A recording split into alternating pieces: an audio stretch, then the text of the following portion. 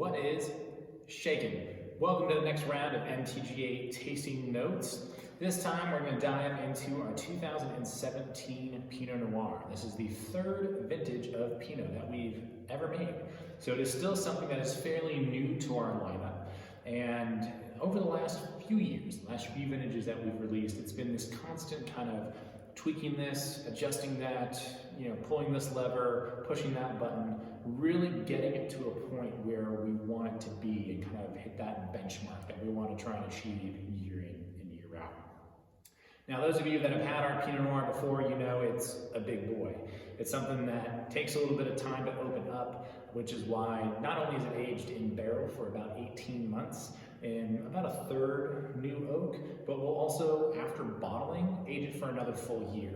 So we are taking our time with this particular wine. It's going to be a very solid 30 months before we start sharing it with the world because it just needs that amount of time.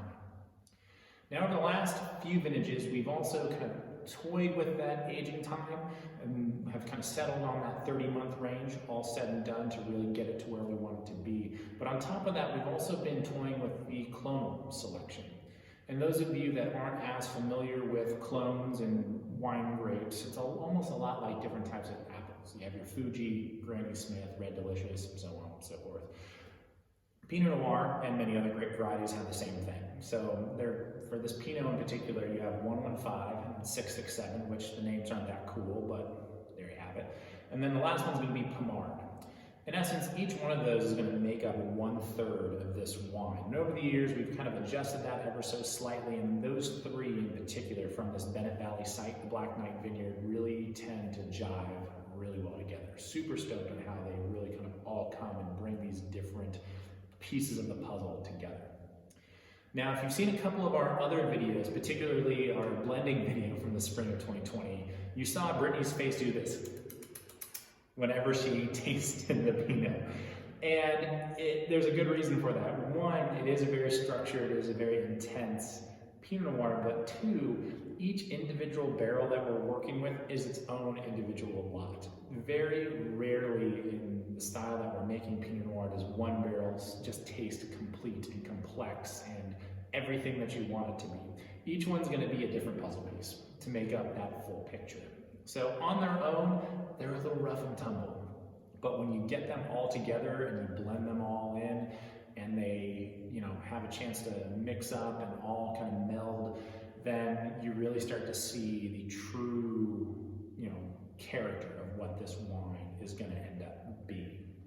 Now, once we do that final blending, of course, we've got to wait for bottling and another 12 months before we're ready to release it. But once we get to this point in the springtime and it's ready to rock and roll, we start getting it out into the world.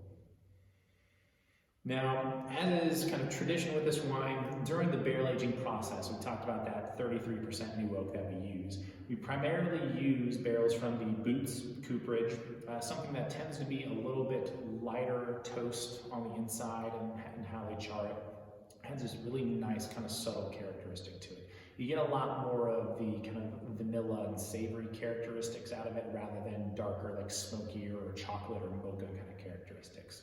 And for our Pinot, especially coming from a really cool climate site, something that is very, our benchmark is pretty much always Burgundy. That's kind of where we want to be. Same thing with, looking at Great Oregon Pinot Noir, something from more temperate, cooler climates in general. We want to use something that's going to really lend itself to that style. Now, the interesting thing about that particular barrel maker or cooperage is that I think as the story goes, there's a wine producer that came to them and said, we want you to make us a brand new French oak barrel that imparts no oak characteristics. And naturally the barrel makers, Boots, were like, yeah, you're crazy, but we'll see what we can do. And that's the style of barrel that we use for this, something that's going to be really subtle, add some great characteristics to it, but not be a hit you over the head and defining, factor. We want it to be this really nice, soft, kind of complex thing that's added to the wine that builds layers of flavor. But we really want the vineyard side notes, clonal selections to really speak for themselves. That is definitely the defining factor of this wine. Now, between those three clones, the 115 is definitely the most structured of the bunch. It usually gets the least ripe out of the three. It usually gets to like 22, 22 and a half bricks, which is fairly low for this area these days. The 667 kind of sits in the middle, usually gets up to like 23, 23 and a half, maybe up to 24. And the Pommard gets a little bit riper when it's all said and done. So you have something in the 115 that's really kind of the backbone. You have the 667, which I really like to think of as like the bridge between that and the Pommard clone, which the Pommard tends to be a little bit more plush, a little easier going, just kind of that X factor, yummy clonal selection that we put into this thing. And on the nose, I mean, I'll tell you what, you pop open a bottle of this, and this is like any of the vintages of Pinot that we've released, it's like every 15 minutes, every half hour, it's just changing. It evolves, it shows different flavors, different characteristics. As soon as you pop open this bottle and pour it in your glass, it's gonna be a lot denser, a lot more structured, a lot spicier. 15, 25 minutes, or maybe a half hour goes by, you get a little bit more of those vanilla kind of characteristics. The fruit starts to kind of show itself, and you get that nice kind of ripe, you know, cranberry, some strawberry, raspberry, definitely your red fruit kind of things going on in there.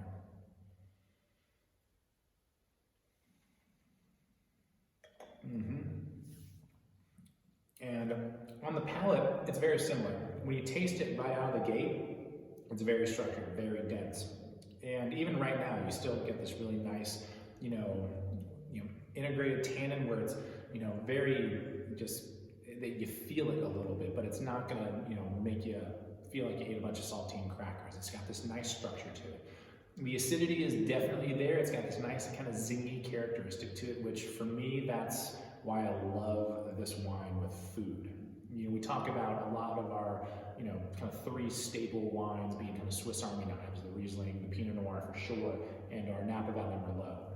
We really want all three of those wines to be like, if you just need a good Swiss Army knife kind of wine, something that's good at any occasion, that's what we want these three wines to be, and I think that's what we really achieve in particular with the Pinot. If you're out barbecuing, it's a great wine. If you're just need a glass of red wine at the end of a long day, it's a great wine. If you're looking to take a special wine out to dinner that's got a little bit more age on it, you're going to decant it and, you know, kind of add some pomp and circumstance. It's a great wine because of how it evolves as it opens. It's just so much fun to taste because every time you swirl it, put it back down, take a sip, it's like you notice something a little bit different. Pinot Noir is notoriously tough to produce. It's incredibly temperamental, but when you get to some of those really nice, beautiful, subtle characteristics and all these little complexities, it becomes a super yummy, super nerdy wine to just go down a rabbit hole with. So much fun to make. I mean, it has its moments. It's a pain in the ass to make, to be fair, but it's so much fun to see it come to completion when you finally get that, all those flavors, all those characteristics really coming together.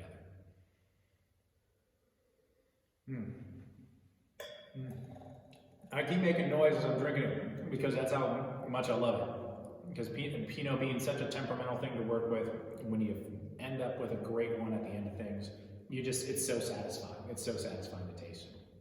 So thank you so much for tuning in. As always, please do make sure to hit the subscribe button if you haven't yet already, to make sure that you get new updates when we're releasing new wines, new videos, new fun things that we're doing. Do keep in touch as well. Feel free to drop us a line. You can go to our website to send us a message, mtgawines.com. You can also sign up for our newsletter and wine club there as well if you haven't yet already. Thank you as always. Take it easy, and we'll see you next time.